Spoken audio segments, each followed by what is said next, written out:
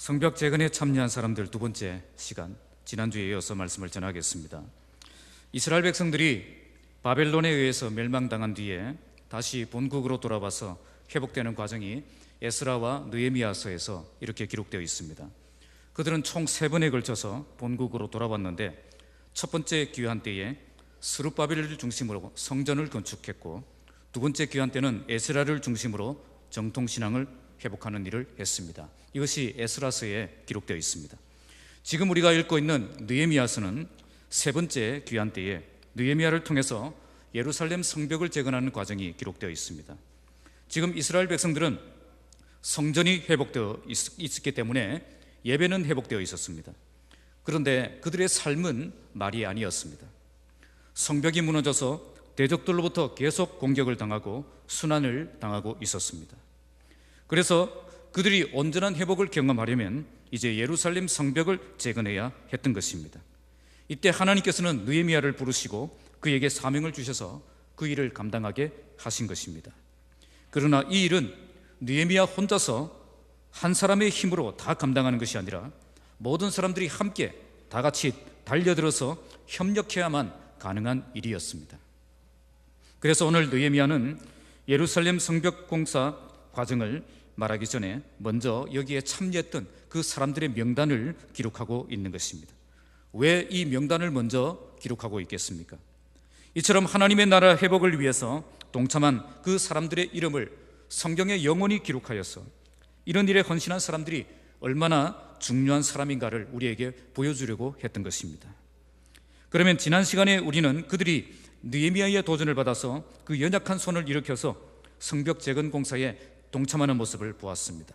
그들은 갈등을 극복하며 참여했고, 모든 손이 일어나서 참여했고, 남다른 열정으로 뛰어들었고, 다양한 계층이 작은 힘이라도 보태어서 헌신하는 사람이 되었다는 것을 지난 시간에 말씀을 통해 살펴보았습니다. 지난 시간에 이어서 오늘은 14절부터 그들의 헌신이 어떤 헌신이었는가를 우리가 묵상하려고 합니다. 그들의 헌신은 섬김의 정신을 가지고 참여한 헌신이었고, 나의 위치를 지키며 참여한 헌신이었고, 뜨거운 열정을 가지고 더 많은 일을 찾아서 이렇게 헌신한 그런 헌신이었고요, 힘든 조건 속에서도 내 할 일을 찾아내고 뛰어드는 그런 삶을 살았던 헌신이었습니다. 오늘 말씀을 통해서 우리 안에 참된 섬김의 정신이 회복되어지고, 책임감이 회복되고, 열정이 회복되고, 그래서 정말 내가 해야 될 일이 무엇인가를 깨닫는 그런 복된 시간이 되시기를 주님의 이름으로 축복합니다. 먼저 첫 번째, 그들의 헌신은 섬김의 정신으로 참여한 헌신이었습니다. 자, 14절 함께 읽겠습니다. 시작. 분문은 베다게렘 지방을 다스리는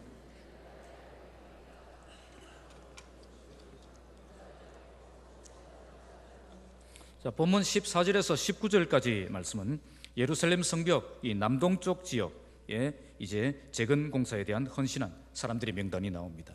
이 남쪽 지역은 흰놈의 골짜기라고 이제 둘러싸여 있어서 특별히 이렇게 공격을 받는 지역이 아니었습니다. 예루살렘은 천혜의 요새였습니다. 그래서 이 지역은 특별히 공격을 받는 지역은 아니었지만, 예루살렘 성벽을 이렇게 완벽하게 방어하기 위해서는 여기에도 성벽을 재건하는 과정이 필요했던 것입니다. 자, 이 부분의 공사에 이제 반복되는 단어가 있는데 그것이 지방이라는 단어입니다. 14절에 보시면 베다게렘 지방 되어 있죠. 또 15절에는 무슨 지방이죠? 미스바 지방. 자, 16절에는 베술 지방. 17절에는 여러분 아침 굶고 오셨습니까? 자, 17절에는 그일라 지방, 18절에도 그일라 지방, 19절에는 미스바가 나옵니다. 자, 이렇게 한 절에 한 번씩 이렇게 지방이라는 단어가 나오죠. 자, 그러니까 남동쪽 지역 공사에는 누가 투입된 거죠? 예루살렘 이 시내에 사는 그런 사람들이 아니라 다른 지방에 거주하는 사람들이 대거 투입되어서 참여한 그런 공사였다는 겁니다. 여기에는 총 7군데 공사가 있었는데 그 중에 6군데가 다른 지방 사람들이 맡아서 감당했던 것입니다. 그들은 예루살렘 시민이 아니었지만 하나님의 나라 백성이었기 때문에 이렇게 멀리서 달려와서 동참했던 것입니다. 먼저 베다게렘 지방을 다스리는 레가비 아들 말기야가 분문을 중수합니다. 이 분문이라는 말은 이렇게 예쁘게 번역했는데 원문의 뜻은 똥문이라는 뜻입니다. 이 대변과 이 쓰레기를 처리하는 그런 곳이죠. 이 쓰레기와 대변을 위생적으로 처리하기 위해서 이렇게 성읍을 깨끗하게 유지하기 위해서는 이런 문도 필요한 것입니다. 이 문은 아름다운 이름은 가지지 못했지만 그 성에서는 꼭 필요한 그런 중요한 일을 감당하는 문이었습니다. 오늘 본문에 이 중수했다 이 말이 자꾸 나오는데 이 뜻은 재건축을 했다는 뜻입니다. 이렇게 처음부터 완전히 새롭게 완전히 밀고 건축을 한 것이 아니라 무너진 부분을 이렇게 보수공사를 했다는 뜻입니다. 베닷게렘은 포도원의 집이라는 뜻으로 예루살렘 남서쪽 이렇게 약 6km 정도 떨어진 지방입니다. 토지가 비옥해서 포도를 많이 재배하는 것으로 유명한 곳입니다. 자, 15절 읽겠습니다. 시작. 셈문은 미스바 지방을 다스리는 문짝을 달고 자물쇠와 빗장을 갖추고 또 왕의 동상 근처 셀라목가의 성벽을 중수하여 다윗성에서 내려오는 층계까지 이르렀고, 셈문 미스바 지방을 다스리는 고로스의 아들 살룬이 중수합니다. 여기에 문을 세우고 덮었다, 이 말은 문 위에 이렇게 지붕을 세웠다는 뜻입니다. 셈문은 예루살렘 동남쪽 모퉁이 문입니다. 이곳은 실로암 목가와 가까운 곳으로 전략적으로 매우 중요한 문입니다. 왜냐하면 성 밖에 있는 그 물을 이렇게 성 안으로 이렇게 끌어당기는 그런 문이기 때문입니다. 미스바 지방은 예루살렘 북쪽 약 12km 정도 떨어진 군사적 요충지입니다. 살룬은 예루살렘 성벽 재건을 위해서 이처럼 먼 길을 달려와서 함께 동참한 것입니다. 그리고 16절에 나오는 벳술, 예루살렘 남쪽 21km 떨어진 지방입니다.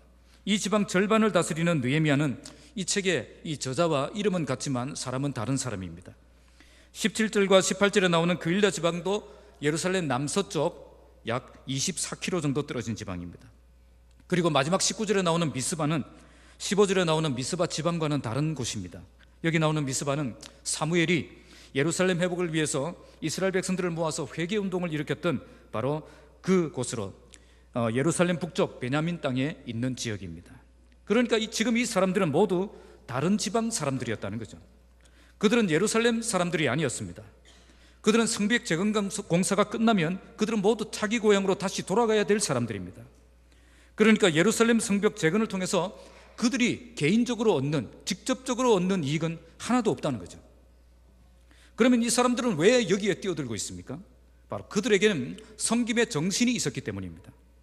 나에게 큰 도움이 되는 그 일에만 헌신하는 것이 아니라 나에게 큰 도움이 되지 않는다고 해도 주님의 나라 회복을 위한 일이라면 기꺼이 참여하고 동참하는 섬김의 정신이 그들에게 있었다는 겁니다.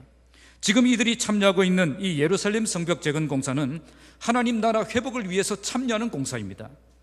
그냥 예루살렘 성을 안전한 도시로 만들기 위해서 자원봉사 활동을 하는 것이 아니라는 겁니다. 그들은 지금 무너진 하나님의 나라를 다시 일으키기 위해서 거룩한 하나님의 그 사역에 동참하고 있는 것입니다.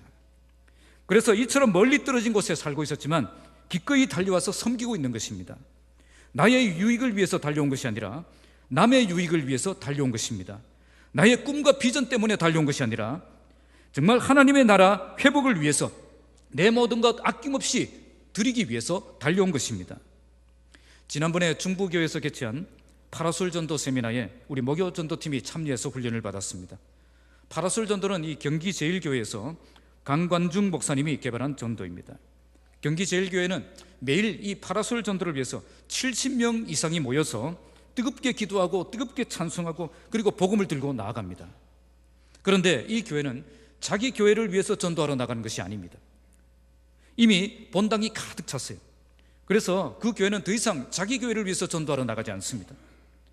매일 이렇게 70명이 모여서 지역교회로 흩어져서 그 지역교회를 위해서 전도하고 그 지역교회에 정착시켜주고 그렇게 복음의 확장을 위해서 그들은 매일 이렇게 지역교회를 섬기기 위해서 달려가는 것입니다. 어떤 지역은 30분 거리를 차를 타고 이동을 하고 어떤 팀은 1시간 거리를 이렇게 달려가서 매일 그렇게 간다는 거예요. 왜 이렇게 하겠습니까? 섬김의 정신이 있기 때문에 그런 것입니다. 우리 교회에 큰 도움이 되기 때문에 하는 것 절대 아닙니다. 함께 하나님의 나라 세우기 위해서 이처럼 섬김의 정신으로 달려가는 것입니다. 그때 세미나 중에 파라솔 전도 실습을 위해서 경기도에서 30명이 버스를 대절해서 새벽부터 출발해가지고 아침에 이렇게 도착하는 것을 보았습니다. 멀리 떨어진 남의 교회 일이라고 남의 일처럼 생각하지 않았다는 겁니다. 정말 나에게 별 도움 되지 않는 그런 일이지만 지역교회를 위해서 이처럼 열정을 가지고 이렇게 달려온 것입니다. 이렇게 달려왔는데 대충 할 수 있겠습니까? 제가 실습 현장에 보니까 정말 열정적으로 사역하는 모습을 우리에게 보여주었습니다. 정말 진해에 있는 교회가 전도를 제대로 배우고 전도할 수 있는 교회로 세우기 위해서 최선을 다해 이렇게 섬기는 그 모습을 보고 제가 많은 감동을 받았습니다. 오늘 우리가 회복해야 될 정신이 바로 이 섬김의 정신입니다. 하나님의 일은 이런 섬김의 정신으로 달려들어야 됩니다. 이렇게 섬김의 정신으로 가장 멀리 달려간 사람이 누굴까요? 예수님입니다. 예수님은 이 땅에서 섬김을 받기 위해서 오신 것이 아니라 섬기기 위해서 오신 분입니다. 마가복음 10장 45절에 인자가 온 것은 섬김을 받으려 함이 아니라 도리어 섬기려 하고 자기 목숨을 많은 사람의 대속물로 주려 함이니라. 이렇게 섬기기 위해서 얼마나 멀리 달려오셨습니까? 하늘 영광 포기하시고 낮고 천한 이 땅에 내려오셔서 십자가에 죽으시고 참된 생명의 길을 우리에게 열어주셨던 것입니다. 이렇게 섬김을 감당하시기 위해서 그렇게 먼 길을 달려오셨고 또 그렇게 험한 십자가의 길을 걸어가셨다는 것입니다. 바로 이것이 섬김의 정신입니다. 섬김의 정신은 나를 죽이고 대신 남을 살리는 것입니다. 섬김의 정신은 남을 잘되게 하기 위해서 얼마든지 나를 희생하고 나를 포기하고 나를 양보할 수 있는 정신입니다. 아기가 너무 떠들면은 저렇게 자유롭게 떠들도록 놔두면 안 됩니다. 부모님들이 잘 통제를 해주시기 바랍니다. 오늘 교회에 이런 섬김의 정신이 사라지고 있습니다. 정말 다른 사람들을 살리기 위해서 이렇게 내 목숨을 바치는 그 정신이 사라지고 있다는 거예요. 하늘의 미랄이 되어서 땅에 떨어져 죽는 그런 모습을 보기가 힘들게 되어졌습니다. 정말 하나님의 나라를 위해서 먼 길을 달려가서 최선을 다해 섬기는 그런 모습을 보기가 어렵다는 거예요. 조금만 상처를 받아도 못하겠다고 합니다. 조금만 멀어도 못 가겠다고 합니다. 조금만 마음에 안 들어도 안 하겠다고 합니다. 우리는 해야 될 이유보다 안 해야 될 이유를 먼저 보는 것 같습니다. 그래서 충분히 함께 뛰어들 수 있는 그런 사람들이 뒤로 빠져서 편하게 쉬고 있는 그런 현상들이 일어나고 있는 것입니다. 오늘 우리 교회가 이런 섬김의 정신을 회복해야 됩니다. 그래서 하나님의 나라를 위해서라면 얼마든지 먼 길을 달려갈 수 있는 그런 교회가 되기를 바랍니다. 나에게 유익이 조금도 없어도 이걸 통해 다른 영혼들이 살아난다면, 이걸 통해 교회가 성장한다면, 이걸 통해 하나님의 나라가 확장된다면 기꺼이 달려가서 섬길 수 있는 그런 교회가 되길 바랍니다. 하나님의 교회에는 이처럼 섬김의 정신을 가지고 가장 먼 길을 달려가는 그 한 사람이 필요합니다. 나의 만족과 유익을 위해서 살아가는 사람이 아니라 하나님의 나라를 위해서 섬김의 정신을 가지고 살아가는 그 사람이 필요합니다. 이런 사람들이 모여서 함께 섬겨 나아갈 때에 놀라운 기적의 역사를 경험하는 그 교회를 만들어갈 수가 있는 것입니다. 오늘 다른 지방 사람들은 섬김의 정신을 가졌기에 이처럼 먼 길을 달려와서 하나님의 일에 동참하는 삶을 살았습니다. 오늘 예배하는 저와 여러분이 이처럼 섬김의 정신을 가지고 가장 먼 길을 달려가서 가장 험한 일에 뛰어들고 가장 어려운 일에 도전하는 그 한 사람이 되시기를 주님의 이름으로 축복합니다. 두 번째는 나의 위치를 지키며 참여한 헌신입니다. 16절에서 19절까지 16절을 함께 읽겠습니다. 시작. 그 다음은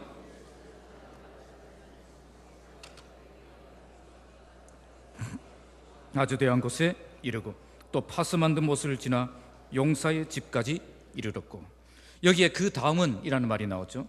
우리말 성경은 처음부터 끝까지 다 그 다음은 이렇게 똑같이 번역했는데 히브리어 원문은 16절부터 나오는 그 다음은 이 단어가 다른 단어입니다. 1절부터 13절까지 나온 그 다음은 이라는 말은 그 다음 손까지, 그러니까 손이 이렇게 강조되어 있고요. 그 손이 이제 하나님의 일을 하는 손이 되었다는 것을 보여주었습니다. 이제 16절부터 나오는 그 다음은 이라는 말은 그 옆에서라는 뜻입니다. 그 옆에서. 이제는 그들의 손이 강조된 것이 아니라 그들의 위치가 강조된 것입니다. 지금까지는 그들의 손이 하나님의 일을 하는 손이 되었음을 보여줬고, 이제는 그들의 위치가 나의 위치를 지키며 하나님의 일을 하는 자리가 되었음을 보여주는 것입니다. 그러니까 지금 그들은 나의 위치를 지키며 예루살렘 성벽 재건에 동참하고 있는 것입니다.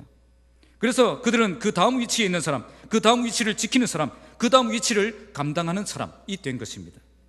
항상 내가 있어야 될 그 자리를 든든하게 지키며 충실하게 서 있는 사람들을 가리키는 것입니다.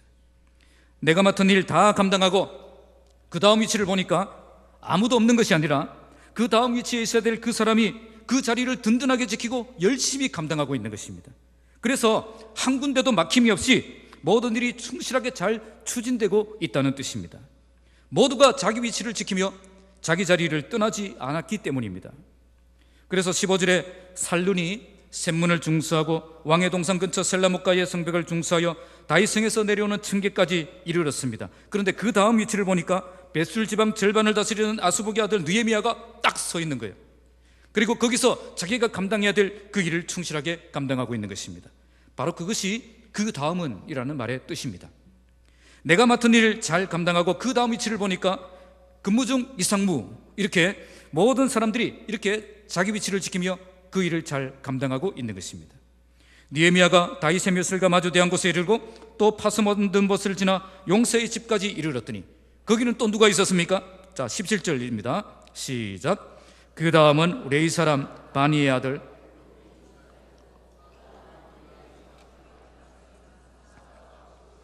대표하여 중수하였고, 그 다음에는 레위 사람 르훔이 자기 자리를 지키고 있었다는 거예요.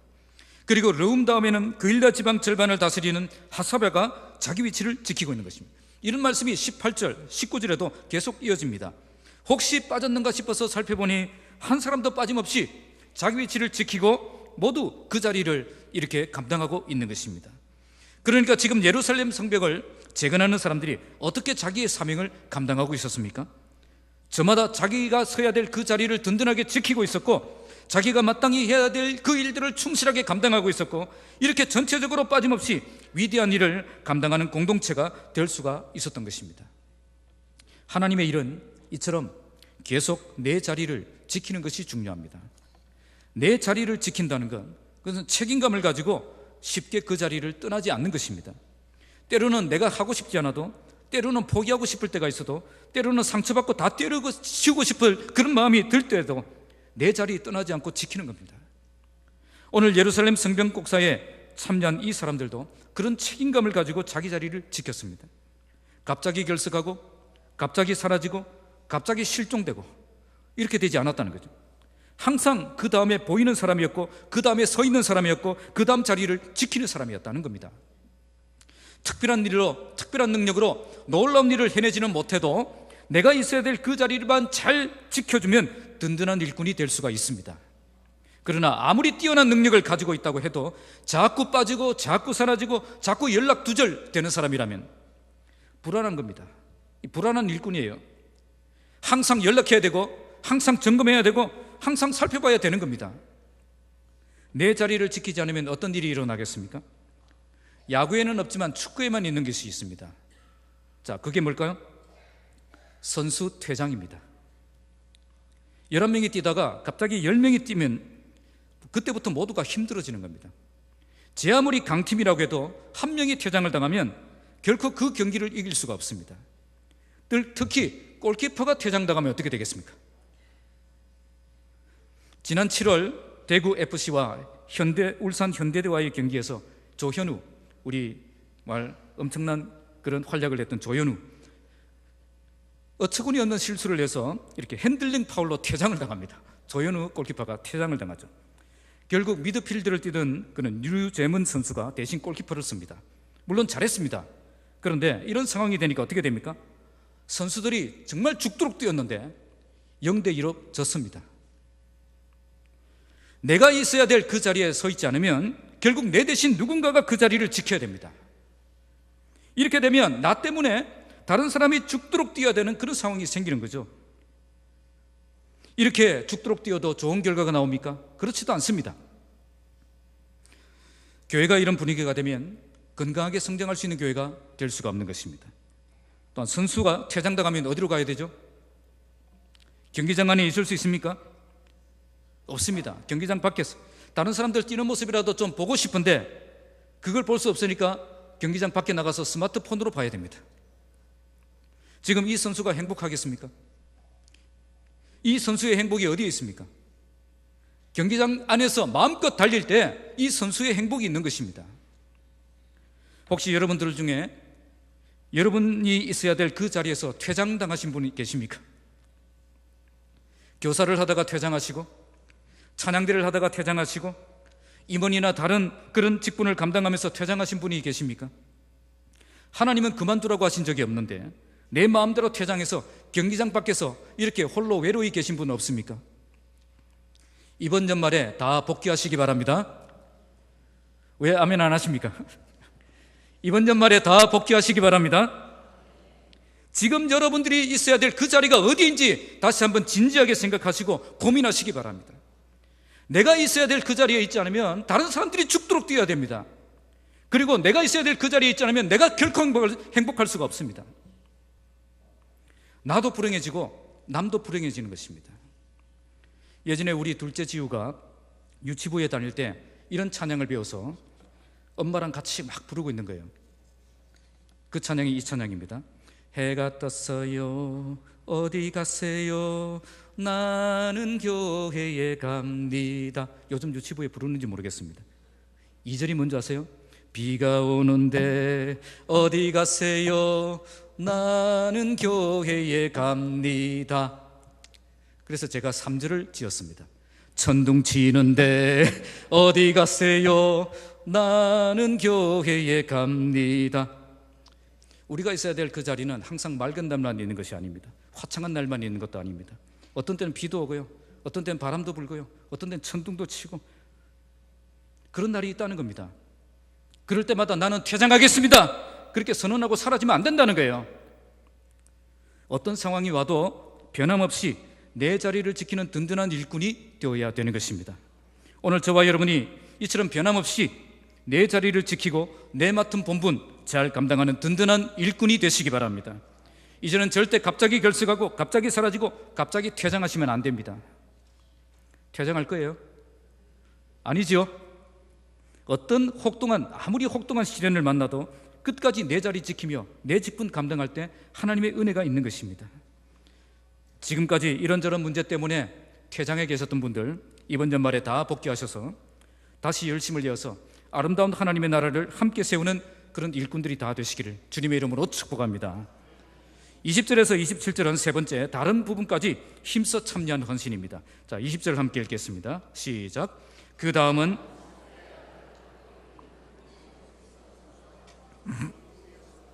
대제사장 엘리야십의 진문에 이르렀고, 자 20절에서 32절 마지막까지는 예루살렘 이 동쪽 지역 재건 공사에 참여한 사람들의 명단입니다. 이 동쪽 지역은 느헤미야가 탐사를 할 때에 나귀를 타고 지나갈 길이 없을 정도로 파손 정도가 굉장히 심했던 지역입니다. 그래서 이 지역은 다른 지역에 비해서 많은 인원이 투입되었고 특별한 헌신이 요구된 지역입니다. 여기서 반복되는 표현이 있습니다. 그것은 한 부분을 이라는 단어입니다. 자 20절에 보니까 한 부분을, 또 21절에도 나오죠. 한 부분을, 또 24절에도 보니까 한 부분을, 또 27절에도 한 부분을, 또 30절에도 한 부분을, 이렇게 한 부분을 이 말이 자꾸 반복됩니다. 자 원문의 뜻은 다른 부분을 이라는 뜻입니다. 다른 부분을 이라는 뜻인데 영어는 바르게 번역했어요. 그런데 우리말은 한 부분을 이라고 해서 좀 오해가 되도록 하나만 딱 하면 되는 그런 것처럼 오해하게 번역이 되었죠. 그런데 원문의 뜻은 다른 부분을 이라고 해서 자기가 맡은 것을 감당하고 또 다른 지역을 하나 더 찾아서 다른 부분을 감당했다 하는 그런 뜻으로 쓰여진 단어입니다. 그러니까 여기 나오는 이 사람들은 자기 일을 잘 다 감당한 뒤에 또 다른 지역을 맡아서 감당하는 그런 특별한 열정이 있었던 사람들이라는 것입니다. 사실 그들은 자기가 맡은 일만 잘 감당했어도 충분히 칭찬을 받을 만한 그런 일을 했습니다. 그러나 그들은 여기에서 멈출 수가 없었습니다. 자기의 손이 또 필요한 곳, 그것이 어디인가 또 찾아서 또 헌신했던 것입니다. 특히 오늘 본문에 삽배의 아들 바룩, 한 부분을 힘써 중수했다. 이 힘써라는 말을 쓰고 있습니다. 이 말은 열중했다, 그리고 불이 붙었다, 그런 뜻입니다. 이 불이 붙어서 이 열정적으로 헌신했다는 뜻입니다. 자기가 맡은 한 작은 부분이지만 호님을 다해서 열정적으로 섬겼다는 뜻입니다. 오늘 본문에 많은 사람들이 이렇게 헌신했지만 이처럼 힘써 중수했다라고 표현한 것은 이 사람밖에 없습니다. 모든 사람들이 다 함께 수고했지만 그 중에 특별한 열정을 가지고 특별한 섬김의 삶을 살았던 그 한 사람을 느헤미야는 기억하고, 그리고 그것을 잊지 않고 성경에 기록할 때에 힘써 중수했다, 이 사람은 정말 힘써 수고했다, 그렇게 기록하고 있는 것입니다. 사실 당시 예루살렘 성벽 재건 공사에 동참하지 않는 사람들도 많았습니다. 그런데 참여하지 않았던 그 사람들 다 기록하지 않았죠. 그런데 5절에 보시면 드구와 귀족들만 기록하고 있습니다. 왜 그랬을까요? 가장 섭섭했다는 거예요. 그 사람들이 가장 섭섭했다는 거예요. 이처럼 가장 헌신했던 사람, 가장 섭섭했던 사람, 그걸 기록으로 남겨두었던 것입니다. 여러분들은 어떤 일꾼으로 기억되기를 원하십니까? 가장 특별한 열정으로 가장 귀한 헌신의 삶을 살았던 그 한 사람으로 기억되기를 원하십니까? 아니면 충분한 능력을 가지고도 조금도 참여하지 않아서 가장 섭섭하게 했던 그 사람으로 기억되기를 원하십니까? 1번입니까? 2번입니까? 22절 함께 읽겠습니다. 자, 시작. 그 다음은 평지에 사는 제사장들이 중수하였고. 평지에 사는 제사장, 자, 이들은 예루살렘에 거주했던 제사장들이 아니라 지방에 사는 제사장들입니다. 요즘으로 따지면 시골교회 담임 목사님으로 생각하시면 되겠습니다. 이들은 경제적인 여유가 있겠습니까? 없겠습니까? 없습니다. 그러나 이런저런 조건 따지지 않고 더욱 적극적으로 여기 와서 동참하고 있는 것입니다. 자, 26절을 읽겠습니다. 26절 시작. 그때에 느디님 사람은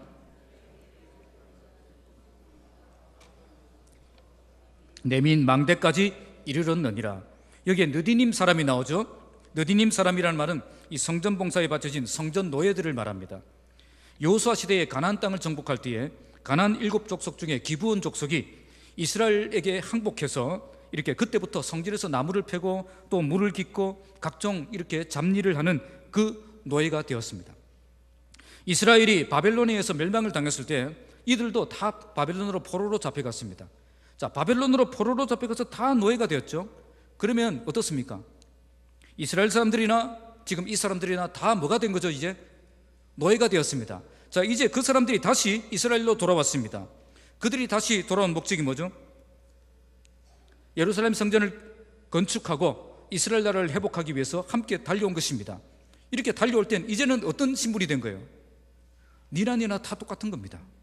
다 똑같은 그런 상황인데 그들은 다시 뭐가 되었죠? 성전 노예가 되었다는 거예요. 그들이 다시 돌아온 목적은 이제 노예에서 해방되어 새로운 인생 살기 위해서 온 것이 아니라는 겁니다. 그들은 다시 성전에서 종이 되었고 그리고 종의 삶을 다시 시작했다는 겁니다. 그 사람들이 바로 느디님 사람입니다. 그들이 왜 이런 삶으로 다시 돌아왔겠습니까? 그것은 하나님을 섬기는 삶이 얼마나 소중한 삶인가를 발견했기 때문입니다. 세상에서 화려하게 사는 것보다 내 하나님 성전의 문지기로 사는 것, 그것이 더 복된 삶이라는 것을 알았기 때문입니다. 그래서 그들도 여기에 함께 동참한 것입니다. 그들은 지금 여기 억지로 동참한 것이 아닙니다. 그들은 이 일이 얼마나 소중한 일인지 알고 함께 뛰어든 것입니다. 오늘 우리도 하나님을 위해서 일하는 것이 얼마나 소중한 것인가를 깨닫고 내 모든 것 내려놓고 하나님을 섬기는 일에 달려드는 그런 삶을 살아가시기 바랍니다. 그 다음에 27절 함께 읽겠습니다. 시작. 그 다음은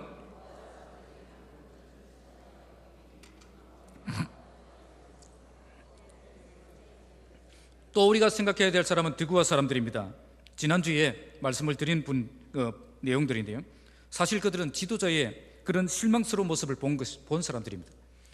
귀족들이 아무도 나서지 않고 아무도 참여하지 않았습니다. 그러나 그들은 이런 실망스러운 상황 속에서 더 남다른 열정을 가지고 자기 일을 충실하게 감당해냈을 뿐 아니라 또 여기까지 와서 다른 지역까지 확장해서 더 많은 일들을 감당하기 위해서 달려들고 있는 것입니다. 자, 오늘 성경이 우리에게 보여주는 것이 무엇입니까?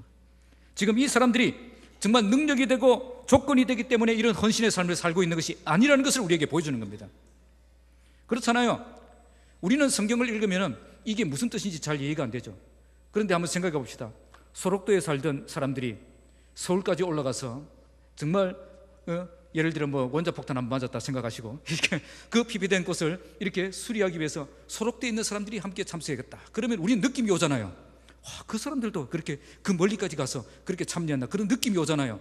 근데 우리는 이걸 읽을 때 아무런 느낌이 없는 거예요. 이 사람들이 어떤 사람인지 모르기 때문에. 그런데 우리가 살펴보니까 이런 사람들이 조건이 되고 여건이 되어서 능력이 되어서 이렇게 참여한 것이 아니라는 겁니다. 그들은 얼마든지 변명하며 물러설 수 있었습니다. 나는 이래서 안 되고 나는 저래서 안 되고 안 됩니다. 그렇게 말할 수 있는 사람들이에요. 그리고 자기가 맡은 그 일만 감당해서도 충분히 나는 할 일을 했습니다. 그렇게 말할 수 있는 그런 사람들이었다는 거죠. 그러나 그들은 자기를 감당한 뒤에 또 다른 일까지 찾아서 특별한 열정을 보여주고 있는 것입니다. 그들은 맡겨진 일만 하는 사람이 아니라 다른 일을 찾아서 더 감당하려는 그런 뜨거운 열정을 가진 사람들이었습니다. 그들은 한 가지 일만 하겠다고 고집부린 것이 아니라 최대한 많은 일을 감당하려고 했던 사람들입니다. 이처럼 한 가지 헌신에만 만족하지 않고 다른 지역에 뛰어든 열정적인 일꾼들이 있었기 때문에 예루살렘 성벽이 50일이라는 아주 짧은 기간에 그렇게 완공되는 그런 놀라운 역사가 일어날 수 있었던 것입니다. 특별한 역사가 일어나려면 이처럼 특별한 헌신이 요구되는 것입니다. 아무런 헌신 없이 절대 강력한 하나님의 역사가 일어나지 않습니다. 하나님의 교회에는 이처럼 뜨거운 열정을 가지고 한 가지 이상 감당하는 한 가지 이상의 일을 감당하려는 그 열정을 가진 일꾼들이 필요합니다. 나는 꼭 한 가지 일만 감당하겠다고 고집부리면 안 됩니다. 한 가지만 해도 힘겨워서 내려놓으려고 해서도 안 됩니다. 우리는 힘이 닿는 한 최선을 다해서 더 많은 일을 감당하려고 하는 그런 일꾼이 되어야 한다는 것입니다. 내년에는 여러분 모두 한 가지 이상 사회를 맡아서 감당하는 한 해가 되시기 바랍니다. 누가 아멘 하는지 봅시다. 자, 최소한 목장에서 부장 자리 하나는 다 맡으셔야 돼요. 목장에서 부장 안 맡으신 분들 회개하시고 다 부장 자리 하나를 다 맡으시고요. 어떤 부장이라도 다 맡겨서 임명하시기 바랍니다. 그리고 교회에서 각종 사역 하나를 맡아서 감당하시기 바랍니다. 소그룹에서 한 가지 사역을 맡아서 감당하시고 대그룹에서 한 가지 사역을 맡아서 두 가지 사역은 내가 꼭 감당하겠다. 그런 마음이 우리에게 있어야 한다는 겁니다. 20절에 보시면 오늘 느헤미야는 이렇게 헌신한 사람 중에 바룩이라는 사람의 헌신을 특별히 강조했습니다. 특별한 열정으로 헌신하면 이렇게 특별히 고마운 사람이 되는 겁니다. 정말 아무런 보상과 대가를 바라지 않고 오직 주님을 위해서 이처럼 열심히 헌신하면 하나님이 그만큼 고맙게 여기시는 그 사람이 된다는 겁니다. 만약 여러분이 죽어서 천국에 들어간다면 하나님이 여러분들을 향해서 뭐라고 대답하실 것 같아요? 뭐라고 말씀하실 것 같아요? 저는 우리 북부교회 성도들이라면 모두 하나님이 이렇게 말씀하셨으면 좋겠습니다. 북부교회에서 와서 정말 수고 많았다, 정말 고맙다, 이렇게 말씀하시는. 그런데 북부교회에서 왔는데 왜 그 모양이냐? 이런 사람이 한 사람도 없기를 바랍니다. 우리 모두 한 가지 사역도 벅찬 사람이 아니라 정말 뜨거운 열정을 가지고 더 많은 일을 찾아다니며 감당하는 정말 하나님이 특별히 고맙게 여기시는 특별한 일꾼들이 다 되시기를 주님의 이름으로 축복합니다. 마지막 네 번째는 나의 사명을 찾아 참여한 헌신입니다. 자, 28절부터 32절인데요 28절 함께 읽겠습니다. 마문 위로부터는 제사장들이 각각 자기 집과 마주 대한 부분을 중수하였고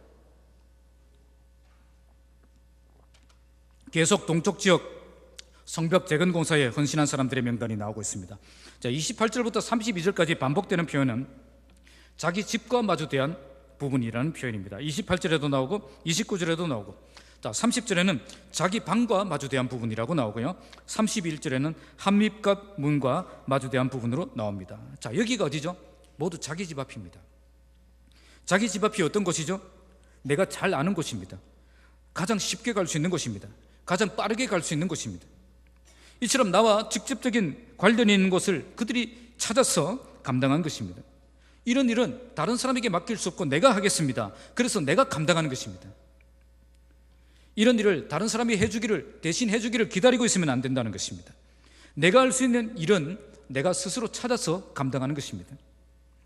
그때 공동체가 건강하게 성장할 수가 있는 것입니다. 내가 충분히 할 수 있는데도 못하겠다고 고집을 부리면 안 된다는 것입니다. 그런데 이 사람들이 자기가 해야 될 일을 어떤 상황 속에서 발견했습니까? 바로 자기 집 앞이 무너진 상황에서 발견했다는 것입니다. 바로 내가 만난 문제, 내가 만난 고통, 내가 만난 어려움, 그것을 통해서 발견했다는 것입니다. 다른 사람들이 경험해보지 못한 나만의 아픔과 나만의 상처와 나만의 고통이 그들에게 있었던 것입니다. 그런데 지금까지는 그것이 그들의 눈에 보이지 않았습니다. 이게 내가 해야 될 일이라고 생각되지 않았습니다. 다른 사람들이 대신 처리해주면 고맙고 뭐 그렇게 하지 않아도 그렇게 크게 불편함 없이 살아가고 있었다는 거예요. 매일 자기 집 앞이 성벽이 무너진 그 모습을 보면서도 이제는 그 상황이 익숙해졌고 그런 환경이 이젠 편안한 겁니다. 그런데 이제 그들의 눈에 그게 들어온 거죠. 이젠 더 이상 이렇게 황폐한 삶을 살아갈 수 없다라고 생각한 것입니다. 이제는 이 무너진 곳, 우리 집 앞에 이 무너진 곳을 내가 다시 일으켜서 이젠 다시는 이런 비참한 인생 살지 않겠다라고 결단한 거예요. 그래서 팔을 걷어붙이고 일어나서 그 무너진 곳을 새로 일으키는 작업을 시작한 것입니다. 바로 이것이 사명의 눈을 뜨는 것입니다. 하나님이 나에게 어떤 문제를 주시고 고통을 주신 그 목적을 깨닫는 것입니다. 그래서 이 고통을 고통으로 끝내지 않고 이 고통을 나의 사명으로 바꾸는 것입니다. 하나님께서 나에게 이런 고통을 주신 목적은 바로 이제부터 내가 이 일에 뛰어들기를 원한다는 그 하나님의 부르심으로 듣는 것입니다. 1951년에 호주의 한 병원에서 제임스 해리슨이라는 14세의 소년이 수술을 받고 있었습니다. 그런데 13리터에 달하는 대량의 피가 필요했는데요. 13리터 하니까 여러분 감이 안 오죠? 여러분 콜라 페트병 이 1.5리터입니다. 이 콜라 병이 15병이 있어야 된다고 생각해 보세요. 그 정도의 피가 필요했는데 이 소년의 피가 RH-A형이었습니다. 희귀한 혈액형이죠. 수술을 받지 못해서 죽어가고 있는데 기적적으로 피를 구해서 수혈을 마치고 수술을 하고 이렇게 회복이 되었습니다. 이렇게 목숨을 건진 소년이 결심을 했습니다. 얼굴도 모르는 사람들이 그렇게 조금씩 모아준 그 피 때문에 내가 살아나게 되었으니까 나도 다른 사람들을 위해서 헌혈을 열심히 해야 되겠다, 그렇게 결심을 하게 된 거죠. 그런데 헌혈을 해보니까 자기가 RH-A형이었는데 RH+A형으로 바뀌어져 있는 거예요. 자, 이게 뭐죠? 수술할 때 바른 피를 넣은 거예요? 엉뚱한 피를 넣은 거예요? RH-A형을 넣어야 되는데 RH+A형을 넣은 겁니다. 자, 그러면 어떻게 되죠? 사람들은 죽습니다. 죽어야 되죠. 그런데 죽지 않았어요. 엉뚱한 피가 수혈되었는데 죽지 않고 살아난 겁니다. 왜 이렇게 살아났는가? 이렇게 연구를 해보니까 그 몸에 특수한 항체가 있었던 거예요. 레소스병이라고 있는데요, 임신한 태아와 임신한 그 아이의 혈액형이 다르면, 태중에 있는 아이의 혈액형이 다르면, RH가 다르면 태아의 세포가 파괴되고 100명 중에 17명이 죽는 무서운 병입니다. 그런데 이 소년은 그 항체가 있는 거예요. 그래서 이 피를 통해서 백신을 개발하면 많은 아기들을 살릴 수 있는 것입니다. 그때부터 이 사람은 사명감을 가지고 헌혈을 했습니다. 지금 내가 해야 될 일은 헌혈이다. 그렇게 해서 지금 나이가 80세가 되었는데 60년 이상 1000번의 헌혈을 했습니다. 그 피를 가지고 anti-RHD 백신을 개발했습니다. 그 백신으로 몇 명의 아기를 살린 줄 아세요? 240만 명. 240만 명의 아기를 살렸습니다. 호주에서는 이 사람의 팔을 황금팔을 가진 사나이라고 별명을 붙여줬습니다. 이분은 자신의 고통을 자신의 사명으로 바꾼 사람입니다. 그를 통해 전 세계 240만 명의 아기가, 소중한 생명이 목숨을 건지게 된 것입니다. 그는 자기의 피가 이처럼 놀라운 일을 할 것이라고는 생각지 못했을 것입니다. 그러나 그의 고통을 그의 사명으로 바꾼 그 순간 위대한 일을 하는 사람이 된 것입니다. 오늘 본문의 이 사람들도 자기 집 앞에 무너진 것을 보았습니다. 그리고 이렇게 무너진 곳에서 자기가 해야 될 그 사명을 발견하고 온전히 뛰어들어서 하나님의 역사에 함께 동참하는 그런 인생을 산 것입니다. 그들은 고통이 고통으로 끝나도록 내버려 두지 않았습니다. 고통 속에서 사명을 찾고 사명을 감당하는 삶을 살았던 것입니다. 오늘 우리에게도 나만의 그런 아픔과 상처와 고통들이 있습니다. 이런 고통을 그냥 고통으로 끝나도록 절대 내버려 두면 안 됩니다. 그냥 이 고통을 안고 이 고통에 익숙해져서 그렇게 황폐한 인생을 살면 안 된다는 거예요. 이제는 그 고통에서 일어나시기 바랍니다. 왜 아멘 안 하십니까? 이제는 그 고통에서 일어나야 됩니다. 그 고통이 나의 사명이 되는 삶을 살아야 된다는 것입니다. 불 속에라도 들어가서 라는 찬양이 있죠. 이 찬양을 지은 최수동 목사님은 본래 외국에서 이 건설회사의 감독으로 근무했습니다. 근데 39세의 나이에 건설 현장에서 사고로 두 다리를 잃어버립니다. 1년 6개월 동안 9번에 걸친 대수술, 38명의 수혈 끝에 이렇게 목숨을 건졌고, 그 과정에서 하나님을 찾고 하나님을 만나게 됩니다. 이렇게 두 다리를 잃어버린 절망의 자리에서 그는 사명을 발견합니다. 자신의 다리를 잃어버리게 만든 그 사람을 용서하고 오직 복음을 전하는 삶을 살기로 결단을 합니다. 그러나 의족을 달고 지내는데 계속 후유증으로 이렇게 시달려야 되는데, 이런 고통 때문에 더욱 환자들의 그 아픔과 고통을 알게 되었고, 이제는 병원 선교에 뛰어들어서 그 사명을 감당하게 된 것입니다. 이러한 그런 마음들을 이렇게 찬양으로 고백하고 있습니다. 당자를 살려준 주님 말씀에 죄인의 두 다리 묻어 두었네. 아들이여 일어나 내 손을 잡고 남은 몸 모든 영혼 바치라 하네. 할렐루야. 죄인의 두 다리 묻어두 아들이여 일어나 내 손을 잡고 남은 몸 모든 영혼 바치라 하네. 이런 절망적인 상황 속에서 사명을 발견했습니다. 하나님이 나에게 고난을 주신 목적이 무엇이겠습니까? 그 고난 속에서 무너진 인생을 살라고 주신 고난이 아니라는 겁니다. 우리를 저주 속에 몰아넣기 위해서 주신 고난이 아니라는 겁니다. 이 고난을 통해서 우리가 사명을 발견하면 그 고난 때문에 그 사명을 가장 잘 감당하는 사람이 될 수 있기 때문에 우리에게 이런 고난을 허락하신 것입니다. 그래서 나에게 어떤 고난이 주어졌다면 이제 내가 그 일에 뛰어들기를 원한다는 그 하나님의 부르심이 있는 것입니다. 이 부르심에 순종해서 나아가면 그때부터 우리는 완전히 새로운 인생을 살게 됩니다. 누구보다 그 일을 가장 빨리 보게 되고, 누구보다 가장 정확하게 보게 되고, 누구보다 가장 쉽게 그 일을 해낼 수 있는 사람이 전문가가 되는 것입니다. 오늘 여러분의 집 앞에도 무너진 성벽이 있을 것입니다. 이젠 여기에서 황폐한 삶을 살아가는 그 익숙한 삶에서 벗어나고 이 성벽을 다시 쌓아서 충만한 삶을 회복해야 됩니다. 이젠 주저앉아서 눈물과 탄식 속에 그렇게 살아갈 것이 아니라 나의 사명을 발견하고 달려가서 하나님의 손에 붙들려 쓰임받는 그런 인생을 살아야 하는 것입니다. 나에게 특별한 고통이 있다면 나에게 특별한 사명이 있습니다. 절망의 자리에서 일어나서 사명을 향해 나아가면 하나님께서 새로운 은혜와 새로운 축복을 우리에게 주실 것입니다. 우리 모두 내가 있는 그 자리에서 나의 사명을 찾아내고 그 일에 헌신하여서 하나님께 쓰임받는 복된 인생을 살아가시기를 주님의 이름으로 축복합니다. 말씀을 맺겠습니다. 오늘 본문은 예루살렘 성벽 재건에 동참한 사람들이 어떻게 헌신했는가를 우리에게 잘 보여줍니다. 그들은 섬김의 정신으로 참여했고, 나의 위치를 지키며 참여했고, 뜨거운 열정을 가지고 더 많은 일을 감당하며 참여했고, 그리고 힘든 조건 속에서도 내가 해야 될 일 찾아내고 뛰어드는 삶을 보여주었습니다. 오늘 우리 모두 섬김의 정신을 가지고 가장 먼 길을 달려가서 가장 험한 일에 뛰어들고 가장 어려운 일에 도전하는 그런 헌신의 사람들이 되시기 바랍니다. 아무리 혹독한 시련을 만나도 끝까지 내 자리 지키며 변함없이 내 직분 감당하는 든든한 일꾼들이 되시기 바랍니다. 한 가지 사역도 벅찬 사람이 아니라 뜨거운 열정을 가지고 더 많은 일을 찾아다니며 감당하는, 그래서 하나님이 특별히 고맙게 여기시는 특별한 일꾼들이 되시기 바랍니다.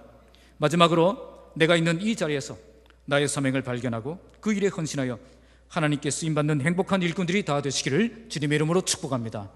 기도하겠습니다. 하나님